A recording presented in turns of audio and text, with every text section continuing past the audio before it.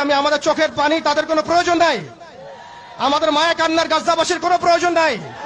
গাজাবাসীর প্রয়োজন অর্থনৈতিক সাপোর্ট, গাজাবাসীর প্রয়োজন সামরিক সাপোর্ট, গাজাবাসীর প্রয়োজন এমন একটা জাইশ, এমন একটা ফোর্স যেটা বাহির থেকে গিয়ে বাইতুল মুকাদ্দাসকে উদ্ধার করবে ইনশাআল্লাহ।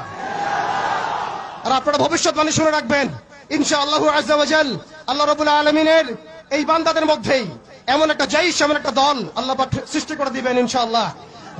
যেই দল, যেই জাইশকে পৃথিবীর কোন সেনাবাহিনী থামাতে পারবে না ইনশাআল্লাহ। শেষ পর্যন্ত তারা বাইতুল মুকাদ্দাস মুক্ত করেই ছাড়বে ইনশাআল্লাহ। শুধু সময়ের অপেক্ষা। তারা আমাদেরকে অপশন দিয়েছে, হয় আমাদের দাস হও না হলে মরো। শেষ কথা, তারা আমাদেরকে অপশন দিয়ে দিয়েছে, হয় আমরা তাদের দাসত্ব করব না হলে মরবো। আমরাও বলে দিচ্ছি, আমরা দাসত্ব করব না, আমরা হয় শহীদ হব অথবা স্বাধীনতা ছিনিয়ে নিয়ে আসবো ইনশাআল্লাহ।